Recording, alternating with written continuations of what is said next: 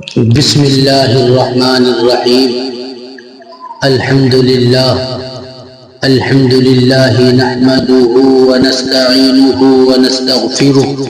ونؤمن به ونتوکل علیہ ونعوذ باللہ من شرور انفسنا ومن سیئات اعمالنا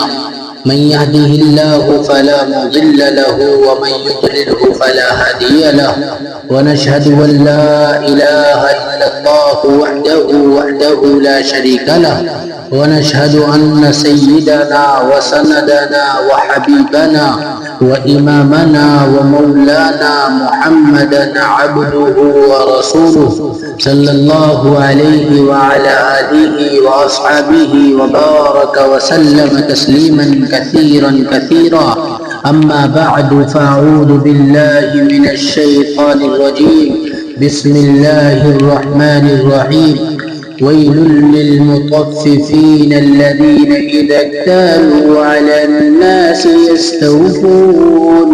وإذا كالوهم أو وزنوهم يخسرون ألا يظن أولئك أنهم مبعوثون ليوم عظيم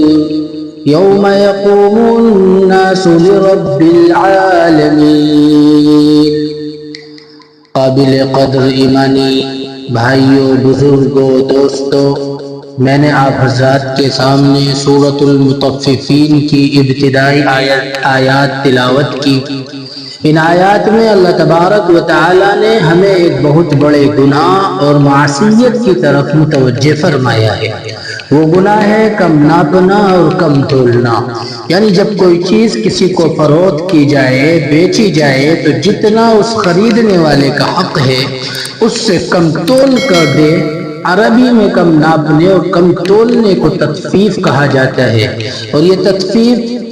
صرف تجارت اور لین دین کے ساتھ مخصوص نہیں، بلکہ تطفیف کا مفہوم بہت وسیع ہے. وہ یہ کہ دوسرے کا جو بھی حق ہمارے ذمہ ہے، واجب ہے، اس کو اگر اس کا حق کم کر کے دیں تو یہ تطفیف کے اندر داخل ہے. آیات کا ترجمہ یہ ہے کہ کم ناپنے اور کم تولنے والوں کے لیے افسوس ہے. اللہ تعالیٰ نے ویلن کا لفظ استعمال فرمایا.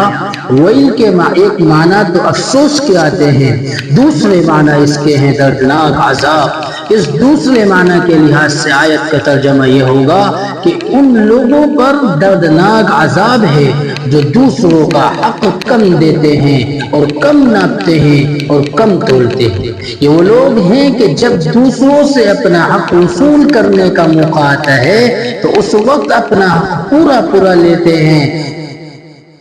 لیکن جب دوسروں سے اپنا وصول کرنے کا حق آتا ہے تو پورا لے لیتے ہیں. لیکن پورا لے لیتے ہیں اس وقت تو ایک ذرہ برابر بھی، ایک ریزہ بھی، ایک ذرہ بھی چھوڑنے کو تیار نہیں ہوتے. لیکن جب دوسروں کو ناپ کر یا تول کر دینے کا موقع آتا ہے تو اس وقت ڈنڈی مار دیتے ہیں، کم کر دیتے ہیں. جتنا حق دینا چاہیے تھا اتنا نہیں دیتے. آگے اللہ تبارک و تعالیٰ فرما رہے ہیں، کیا ان لوگوں کو یہ خیال نہیں ہے کہ ایک عظیم دن میں دوبارہ زندہ کیے جائے گا؟ اس دن سارے انسان رب العالمین کے سامنے پیش ہوں گے. آگے اللہ تبارک و تعالیٰ فرما رہے ہیں کہ کیا ان لوگوں کو یہ خیال نہیں کہ ایک عظیم دن میں دوبارہ زندہ کیے جائیں گے، جس دن سارے انسان رب العالمین کے سامنے پیش ہوں گے، اور اس وقت انسان کو اپنے چھوٹے سے چھوٹے عمل کو بھی پوشیدہ رکھنا ممکن نہیں ہوگا. اور اس دن ہمارا اعمال نامہ ہمارے سامنے آ جائے گا. تو کیا ان لوگوں کو یہ خیال نہیں کہ اس وقت کم ناپ کر اور کم تول کر دنیا کے چند ٹکوں کا جو تھوڑا سا فائدہ اور نفع حاصل کر رہے ہیں،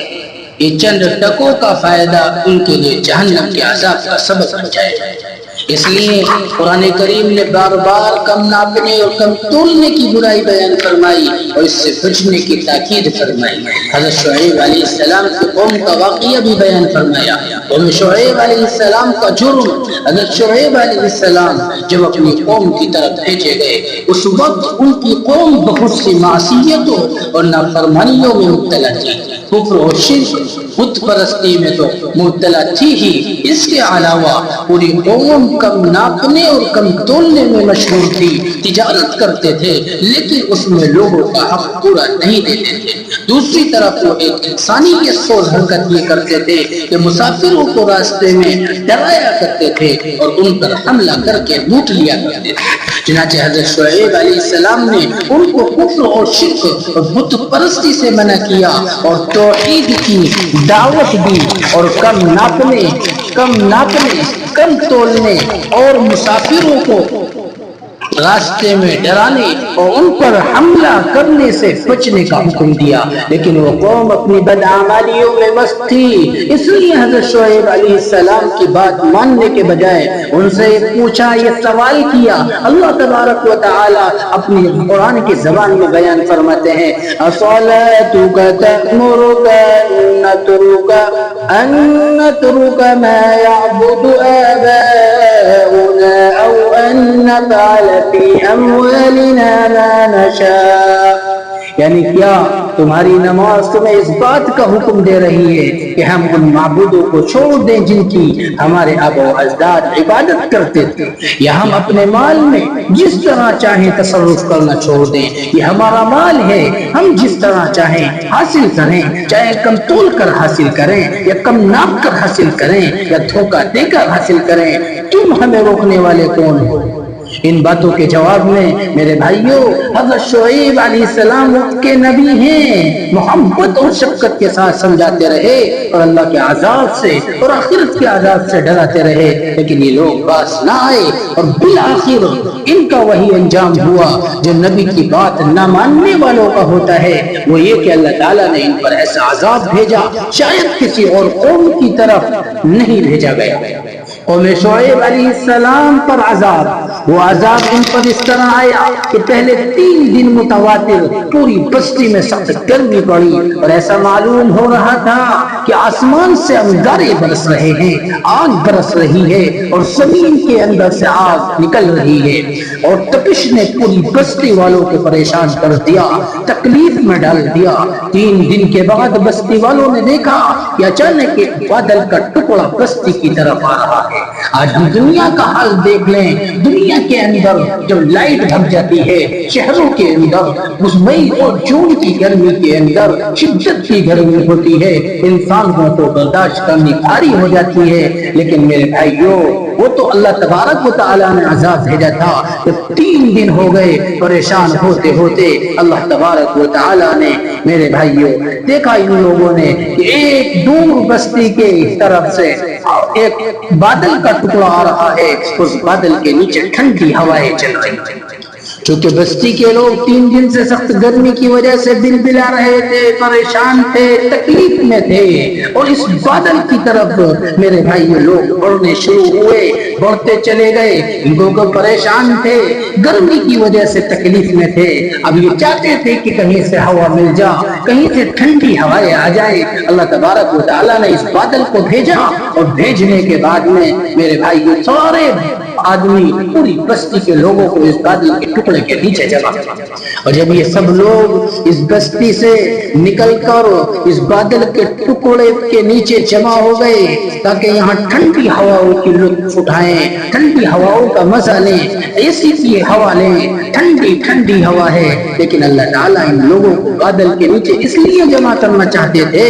اس لیے لے کر آنا چاہتے تھے تاکہ سب پر ایک ساتھ عذاب نازل کر دیا جائے۔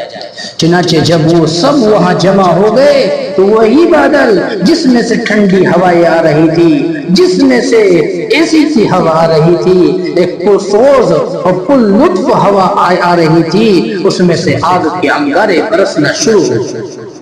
اور ساری قوم ان انگاروں کا نشانہ بن کر جھلس کر ختم ہو گئی۔ اسی واقعے کی طرف قرآن کریم نے ان الفاظ سے اشارہ فرمایا، فكذبوه فأخذهم عذاب يوم الظلة، یعنی انہوں نے حضرت شعیب علیہ السلام کو جھٹلایا، اس کے نتیجے میں ان کو سائبان والے دن کے عذاب نے پکڑ لیا۔ ایک بادل کے آنے و بادل کا جو ٹکڑا آیا تھا اس کے عذاب نے ان کو پکڑ لیا۔ دوسری جگہ فرمایا اللہ نے فَتِلْكَ مَسَاكِنُهُمْ لَمْ تُسْكَنْ مِنْ بَعْدِهِمْ إِلَّا قَلِيلًا وَكُنَّا نَحْنُ الْوَارِثِينَ، یعنی ان کی بستیاں دیکھو جو ان کی ہلاکت کے بعد آباد بھی نہیں ہو سکتی مگر بہت کم، اور ہم ہی ان کے سارے مال و دولت اور جائیداد کے وارث بن گئے۔ وہ تو یہ سمجھ رہے تھے کہ کم ناپ کر، کم تول کر، ملاوٹ کر کے، دھوکہ دے کے ہم اپنے مال و دولت میں اضافہ کریں گے، لیکن وہ ساری دولت ہری کی ہری رہی۔ یہ آگ کے انگارے ہیں، اگر تم نے ڈنڈی مار کر ایک تولہ یا 2 تولہ یا 1 چھٹاک یا 2 چھٹاک مال خرید کر کم دے دیا اور چند پیسے کما لیے، دیکھنے میں تو یہ پیسے ہیں، دیکھنے میں تو یہ مال ہے، دیکھنے میں تو یہ جائیداد ہے، ہماری آنکھیں دیکھتی ہیں ان پیسوں کو بظاہر تو، لیکن یاد رکھیے حقیقت میں آگ کے انگارے ہیں، حقیقت میں یہ آگ ہے جس کو ہم اپنے پیٹوں کے اندر بھر رہے ہیں۔ حرام مال اور حرام کھانے کے بارے میں قرآن کریم میں اللہ تبارک و تعالی فرماتا ہے، اللہ تبارک و تعالی کیا فرماتے ہیں؟ بیان فرمایا ان الذين يأكلون اموال اليتامى ظلما انما يأكلون في بطونهم نارا وسيصلون سعيرا،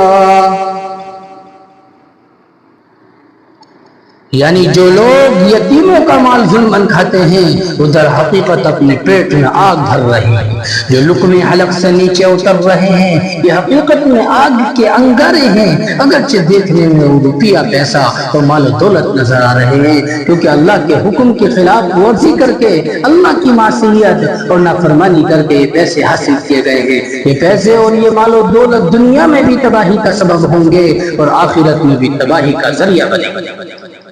اب آگے چلیے گا، اجرت کم دینا یہ بھی گناہ ہے اور یہ بھی تخفیف میں داخل ہے۔ کم ناپنا اور کم تولنا صرف تجارت کے ساتھ ہی خاص نہیں ہے، بلکہ کم ناپنا اور کم تولنا اپنے اندر وسیع مفہوم رکھتا ہے۔ چنانچہ حضرت عبداللہ ابن عباس امام المفسرین ہیں، سورۃ المطففین کی ابتدائی آیات کی تفسیر کرتے ہوئے فرماتے ہیں شدت العذاب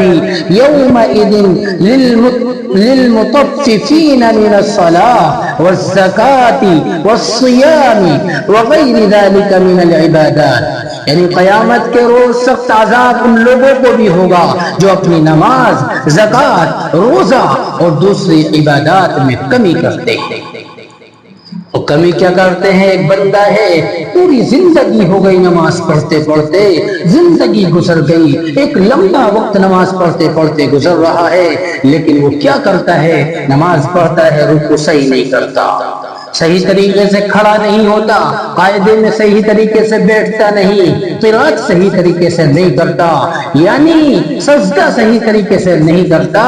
یعنی کہ گویا کہ اللہ تبارک و تعالیٰ کا یہ حق ہے، اللہ تبارک و تعالیٰ کی یہ حق تلفی ہم کر رہے ہیں۔ اللہ تبارک و تعالیٰ نے اطمینان کے ساتھ میں نماز کو کہا، لیکن ہم نے اس کو ایسے ہی پڑھا، تو یاد رکھیے بھائی یہ بھی کمی ہے، یہ بھی تطفیف کے اندر داخل ہے اور یہ کام حرام ہے۔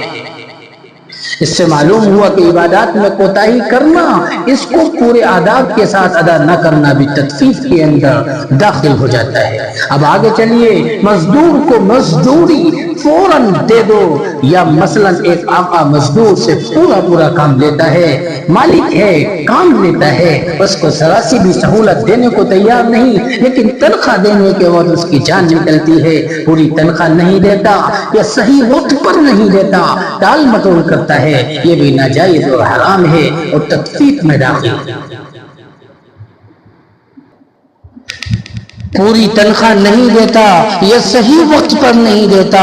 ٹال مٹول کرتا ہے، یہ بھی ناجائز اور حرام ہے اور تطفیف میں داخل ہے۔ حضور اقدس صلی اللہ علیہ وسلم کا ارشاد ہے، آتوا الاجیر اجرہ قبل ان یجف عرقہ، یعنی مزدور کو اس کی مزدوری پسینہ خشک ہونے سے پہلے ادا کر، اس لیے کہ جب تم نے اس سے مزدوری کرا لی اور کام لے لیا تو اب مزدوری دینے میں تاخیر کرنا جائز نہیں۔ میرے بھائی بزرگوں دوستو، ایک انسان ہے کپڑا بیچتا ہے، ایک انسان ہے تیل بیچتا ہے، ایک انسان ہے دودھ بیچتا ہے، ایک انسان ہے گھی بیچتا ہے، لیکن ملاوٹ کرتا ہے، دھوکہ دیتا ہے۔ سبزی والا سبزی میں، کیلے فروش کیلے میں، میرے بھائیوں کپڑا بیچنے والا کپڑے میں، ہر انسان اپنی ڈنڈی مار لیتا ہے، کپڑا بیچتا ہے، ایک کپڑا کوٹن کا ہے، ایک کپڑا سوتی ہے، لیکن میرے بھائیوں سامنے والا گاہک ہے، کوٹن والا کپڑا لینے کے لیے آیا ہے، لیکن اس کو بہکا دیا، اس کو پولیسٹر کا کپڑا اٹھا کر دے دیا اور اس کو اتنے عمدہ اور اتنے فوائد بتائے کہ وہ متاثر ہو گیا ہے آپ کے یہاں آنے سے، آپ کی باتوں کو سننے سے متاثر ہو کر وہ کپڑا لے کر چلا گیا ہے۔ آپ غور کیجئے گا میرے جملے پر، ایک کپڑا 80 روپے میٹر کا کپڑا ہے، لیکن آپ نے اس کپڑے کو 70 روپے میٹر کا دیا ہے بتا کے۔ اب 70 روپے میٹر میں بھی قسم کھا رہے ہیں، خدا کی قسم یہ 70 کو نہیں پڑا، اللہ کی قسم یہ 70 کو نہیں پڑا، حالانکہ کپڑا 60 روپے میٹر کو آپ کو آیا ہوا ہے، آپ کو اس پہ بھی نفع مل رہا ہے، 10 روپے پہ 10 روپے مل رہے ہیں، لیکن اس کے باوجود آپ قسمیں کھا کر اس مال کا پیسہ بھی آپ حرام کام کرتے ہیں۔ اس لیے میں آپ سے کہنا چاہتا ہوں، سبزی بیچنے والا سبزی میں ڈنڈی نہ مارے، کپڑا بیچنے والا کپڑے میں ڈنڈی نہ مارے، تجارت کرنے والا یعنی سامان بیچنے والا، تیل بیچنے والا تیل میں ملاوٹ نہ کرے۔ کیا ہوتا ہے، آٹا بیچ رہا ہے، آٹا بیچنے والا آٹے میں ملاوٹ کرتا ہے، کچھ اور ملا دیتا ہے، گیہوں بیچنے والا گیہوں میں ملاوٹ کرتا ہے۔ اللہ کے نبی علیہ السلام کی حدیث ہے، حدیث کا ٹکڑا میں بیان کرتا ہوں۔ پیارے نبی علیہ السلام فرماتے ہیں، عیب کے بارے میں گاہک کو بتا دینا چاہیے کہ اس چیز میں یہ عیب ہے۔ اللہ کے نبی فرماتے ہیں، من باع عیبا لم یبینہ